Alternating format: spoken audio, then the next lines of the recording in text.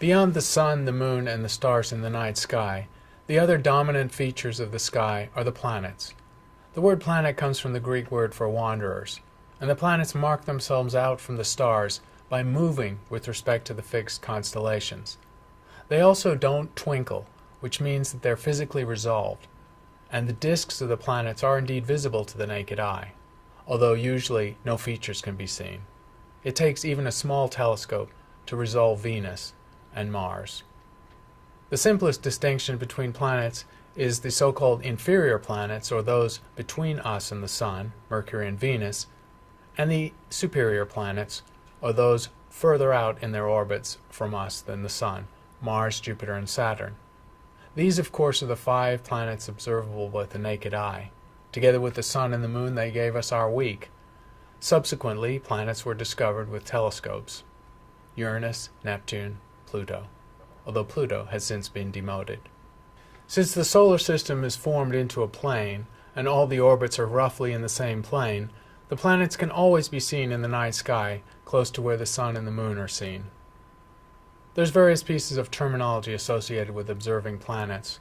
When a planet is in conjunction, it's said to be near the Sun in the sky. When it's in opposition, it's said to be on the opposite side of the sky. We also define perihelion as the closest approach of a planet to the Sun in its orbit, and aphelion as the furthest distance of a planet from the Sun in its orbit. These variations can be quite substantial.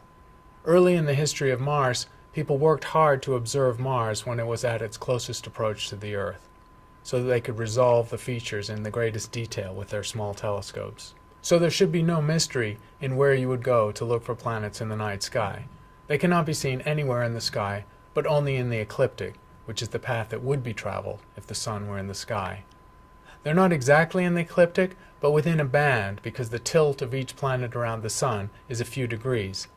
It's this band that covers the constellations of the Zodiac.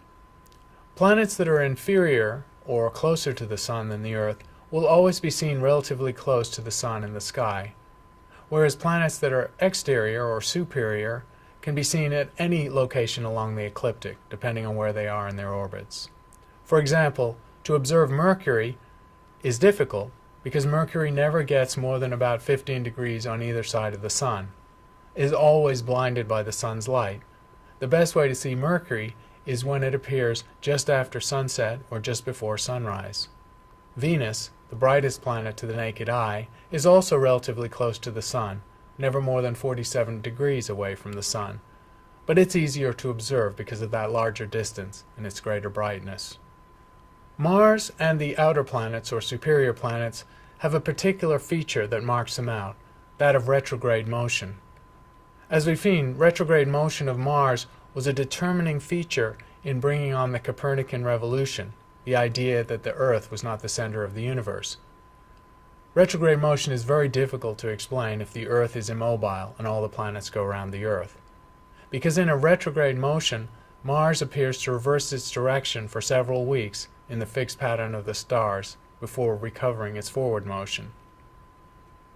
We can understand this fairly easily because the Earth is moving faster on an interior orbit to Mars, and so occasionally, from the perspective of the Earth, will appear to overtake Mars, leading to its projection backwards in a motion against the fixed pattern of stars. The same effect can be seen with all the outer planets, but it's much more subtle and more difficult to observe. I recommend that everyone go out and get accustomed to the night sky. You may have to leave where you live because most people live doused in city lights or in suburbia, where it's difficult to see the phenomena of the night sky. But almost everyone within half an hour can get to a good dark sky. Go out on a night without a moon and see what you can see. Take a constellation chart and see if you can figure out the stars. Go to Sky and Telescope or Astronomy magazine's websites and you can find out where the planets will be on any particular night. Finding out about the night sky is available to everyone. The 5 planets visible to the naked eye have been known since antiquity. They always travel the same strip of sky traveled by the Moon and the Sun, the ecliptic, with some variation because of the tilt of those planets' orbits relative to the Earth-Sun plane. That strip of sky is called the Zodiac. The planets with interior orbits to the Earth are always seen relatively close to the Sun in the sky, while the superior or exterior planets with orbits relative to the Earth can be seen at any point in the ecliptic.